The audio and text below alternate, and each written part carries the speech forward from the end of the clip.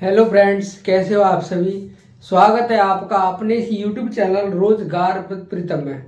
मेरे प्यारे दोस्तों, आज हम पढ़ाने वाले हैं एनआरआई, पीआईओ और ओसीआई के बारे में। तो मेरे प्यारे दोस्तों, थंबनेल तो आपने देख लिया होगा। आज हम बात करने वाले हैं उन महत्वपूर्ण टॉपिकों के बारे में जो आजकल हमारे पेपर में बनते हैं।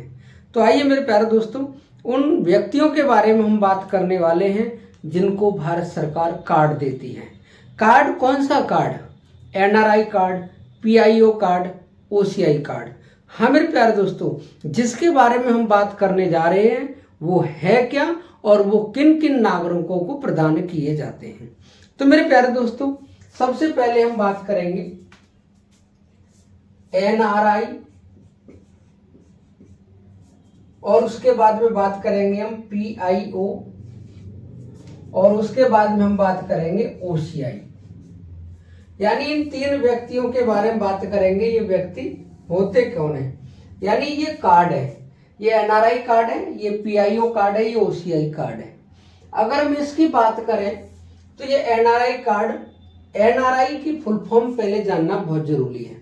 एनआरआई की जो फुल फॉर्म है नॉन रेजिडेंट इंडियन, यानी नॉन रेजिडेंट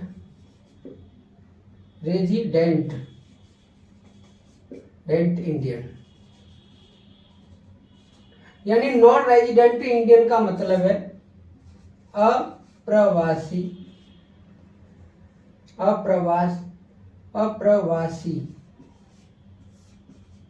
भारतीय, यानी अप्रवासी भारतीय एनआरआई को कहा जाता है। ये जो एनआरआई अप्रवासी भारतीय है, अगर इसके बाद में हम बात करें पीआईओ, पीआईओ का मतलब है पर्सन ऑफ इंडियन ओरिजिन, यानी पर्सन ऑफ इंडियन ओरिजिन। अगर इसके हम बारे में बात करें तो इसे बोला जाता है भारतीय मूल का नागरिक। यानी ये कौन होता है? भारतीय मूल का नागरिक। अगर इसके बारे में हम बात करें, ये होता है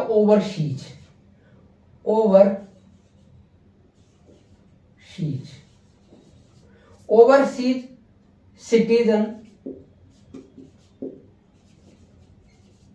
ऑफ इंडियन, यानी ओवरसीज सिटीजन ऑफ इंडियन। इसे कहते हैं समुद्री पार का नागरिक। मेरे प्यारे दोस्तों, हिंदी में आप देख लीजिए, इंग्लिश में भी देख लीजिए। यानी यदि बात करें हम एनआरआई की, एनआरआई कौन होता है? एनआरआई उसे कहा जाता है जो वो है तो भारत का, उसको भारत की नागरिकता मिली हुई है, लेकिन वो भारत से बाहर रहता है। भारत से बाहर किसी देश में रहता है, काफी लंबे समय से वो देश से बाहर रह रहा है और कम से कम 6 महीने का, यानी 6 महीने से ऊपर अगर वो कोई भी व्यक्ति 6 महीने से अधिक, यानी जो भारत से बाहर रहता है, कम से कम सीमा 6 महीने की है। 6 महीने के बाद अगर वो कहीं दूर भारत से बाहर रहता है, हम ऐसे व्यक्ति को एनआरआई कहते हैं। एनआरआई उस व्यक्ति को कहते हैं जो लंबे समय से भारत से बाहर रह रहा है, यानी जो लंबे समय से भारत से बाहर रह रहा है, ऐसे नागरिक को हम क्या कहेंगे? एनआरआई। यानी जो नागरिक लंबे समय से भारत से बाहर रह रहा है, ऐसे व्यक्ति को हम क्या कहेंगे? एनआरआई। लेकिन वो है तो भारत का। यदि बात आती है कि एनआरआई को क्या मतदान करने की शक्ति प्राप्त है? हाँ, वो मतदान कर सकता है। क्या वो चुनाव लड़ सकता है? हाँ, वो चुनाव लड़ सकता है। यानी मेरे प्यारे दोस्तों, अगर बात करें क्या वो लोक नियोजन में यानी लोक सेवाओं में नौकरी देख सकता है, यानी नौकरी के लिए फॉर्म भर सकता है, हाँ वो भर सकता है। क्योंकि ये जो तीनों शर्तें हैं तो इसका मतलब ये वो है तो भारत का ही, लेकिन वो भारत से बाहर रहता है, या तो वो कहीं पे भारत से बाहर जॉब करता है या कुछ भी करता है भारत से बाहर, और कम से कम सीमा कितने माह की, 6 माह की, यानी 6 माह से अधिक यदि कोई भारत से बाहर ऐसा व्यक्ति रहता है और वो भारत का ही है, उसको भारत की ही नागरिकता प्राप्त है, ऐसे व्यक्ति को हम एनआरआई कहते हैं। अगर बात करेंगे पीआईओ की, तो पीआईओ का मतलब person of Indian origin. Origin का मतलब है ऐसा पर्सन, ऐसा व्यक्ति जिसका जन्म इंडिया में हुआ है। इंडिया में हुआ है का मतलब यह है कि इसमें साफ साफ लिख रखा है कि भारत शासन अधिनियम 1935 में जो भारत था, भारत शासन अधिनियम आया था 1935 में अंग्रेजों के द्वारा। उस समय जो भारत था, उस भारत में, उस भारत के राज्य क्षेत्र में कोई दादा दादी, किसी व्यक्ति के दादा दादी, नाना या नाना नानी,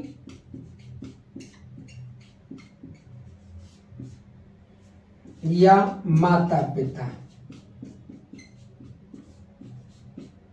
माता पिता में से कोई यदि जन्मा है भारत में, यानी कोई व्यक्ति है वो 1935 का जो भारत था उस समय उस व्यक्ति के दादा नानी, माता पिता या दादा दादी या नाना नानी में से कोई एक भारत में जन्मा है या दोनों ही भारत में जन्मे हैं, उनकी संतान किसी अन्य देश में, अन्य देश की नागरिकता ग्रहण करके रह रही है, हम ऐसे व्यक्ति को पीआईओ कार्ड जारी करते हैं। यानी भारत सरकार पीआईओ कार्ड जारी करती है। ये जो पीआईओ कार्ड इसलिए जारी किया जाता है कि वो विदेशों में रह रहे भारतीय मूल के नागरिक भारत में आए और वो भारत में आकर के पुनः यहाँ स्थापित हों, क्योंकि विदेशों में वो पैसे कमा रहे हैं, विदेशों में वो अच्छा खासा व्यापार कर रहे हैं, वो व्यापार भारत में आके करें तो भारत की अर्थव्यवस्था में और बढ़ोतरी होगी।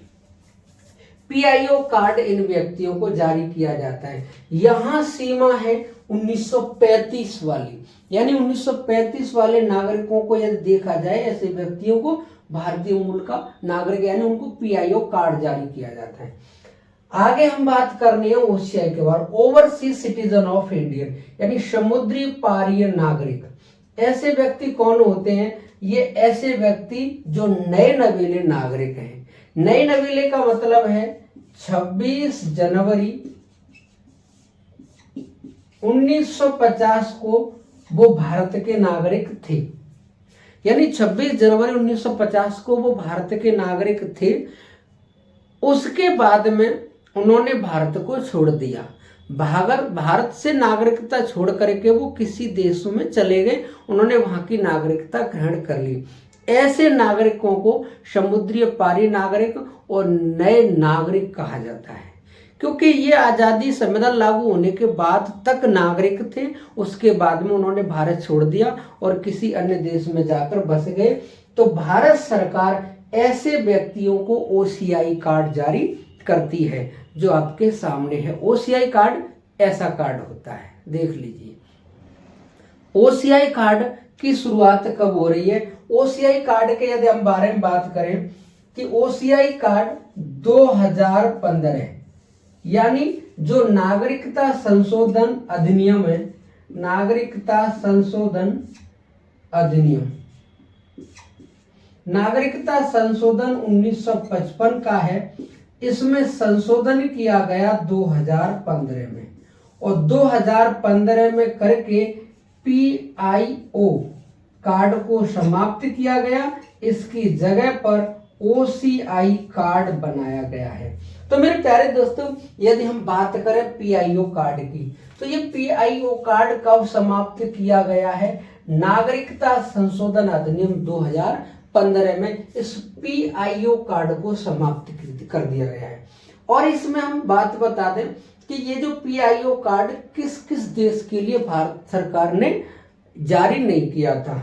इसमें अगर हम देखें तो सबसे पहला ही देश है आपका पाकिस्तान। इसके बाद में यदि हम देखेंगे तो नेपाल, नेपाल के बाद में भूटान, भूटान के बाद में चीन, बांग्लादेश तथा अफगानिस्तान। यानी ये पीआईओ कार्ड किस किस देश के लिए लागू नहीं था? तो किस किस देश के लिए लागू नहीं था? पाकिस्तान, नेपाल, भूटान, चीन, बांग्लादेश और अफगानिस्तान। इन देश के नागरिकों को ये हमने पीआईओ कार्ड जारी नहीं किया, यानी भारत सरकार ने पीआईओ कार्ड जारी नहीं किया था। लेकिन पीआईओ कार्ड को कब बैन कर दिया है? 2015 में। आगे हम बात करेंगे कि जो ओसीआई कार्ड की शुरुआत कब हुई है। तो ओसीआई कार्ड की जो शुरुआत हो रही है मेरे प्यारे दोस्तों, ये 2015 में, क्योंकि 2015 में ये समाप्त हो गया, इसकी जगह पे ये कार्ड लागू कर दिया। ये जो OCI card overseas citizen of India है, समुद्री पारी नागरिक है, ये उनके बारे में कही गई है कि 26 जनवरी 1950 तक तो वो भारत के नागरिक थे। इसके बाद में ये कई अन्य देशों में जाकर के बस गए हैं, अच्छा खासा पैसा कमा रहे हैं, वहां जाकर के सेटल हो गए हैं। तो ऐसे व्यक्तियों को भारत बुलाने के लिए आप भारत में आइए, भारत में भ्रमण करिए, घूमिए, आपसे उतना ही पैसा लिया जाएगा जितने यहाँ के नागरिक से लिया जाता है। जो यहाँ टेम्पो वाला इतनी दूरी के इतने रुपए लेगा तो वो आपसे भी उतने रुपए ही लेगा। ताजमहल है, लाल किला है, आप कुछ भी देखने के लिए आ रहे हैं, आपसे उतना ही पैसा लिया जाएगा जितना यहाँ के नागरिक से लिया जाता है। ये ओसीआई कार्ड में उनको छूट दी जाती है। तो मेरे प्यारे दोस्तों, ओसीआई कार्ड के बारे में भी ये कहा गया है कि ये किस किस पर लागू नहीं होगा। तो सबसे पहले पाकिस्तान, पाकिस्तान के नागरिकों को ओसीआई कार्ड लागू नहीं है, और तथा बांग्लादेश, यानी बांग्लादेश के व्यक्तियों के लिए भी ओसीआई कार्ड लागू नहीं है। तो यदि पेपर में क्वेश्चन पूछे कि ओसीआई कार्ड निम्नलिखित में से किस किस देश को लागू नहीं है, option A Pakistan, option B Bangladesh, option C Pakistan और बांग्लादेश दोनों, और ऑप्शन डी इनमें से कोई नहीं। तो मेरे प्यारे दोस्तों, जो आंसर होगा ओसीआई कार्ड पाकिस्तान और बांग्लादेश के लोगों को, नागरिकों को नहीं दिया जाता। इस ओसीआई कार्ड में दिक्कत एक है कि यदि मान लो किसी व्यक्ति ने शादी कर ली, वैवाहिक संबंध, यानी किसी व्यक्ति ने जो यहाँ पे जन्म आए 26 जनवरी 1950 को, उसने भारत छोड़ दिया और उसके जो बच्चे हैं, बच्चों के बच्चे हैं, खासकर नाती नातिन, नाती नातिन, नाती नातिन, यानी ये व्यक्ति वहां शादी कर लेते हैं वहां की लड़की से शादी कर लेंगे तो उनको ओसीआई कार्ड मिलेगा या नहीं। तो मेरे प्यारे दोस्तों, इनके लिए वैवाहिक संबंध में यह निर्धारित किया गया है कि शादी होने के 2 वर्ष बाद, शादी होने के 2 वर्ष बाद उनकी पत्नी को भी ओसीआई कार्ड जारी किया जा सकता है। तो वैवाहिक संबंधों में भी छूट दी गई है। यदि उन व्यक्तियों ने, उसके हिसाब से तो ये नाती नातनी ही होंगे। 26 जनवरी को जो व्यक्ति था यहाँ का नागरिक, उसने बाद में नागरिकता छोड़ दी, यानी नया न मिला। तो ऐसे व्यक्ति यदि वहां विदेशों में जाके शादियां करते हैं तो उसकी पत्नी को शादी के 2 वर्ष बाद ओसीआई कार्ड जारी किया जा सकता है।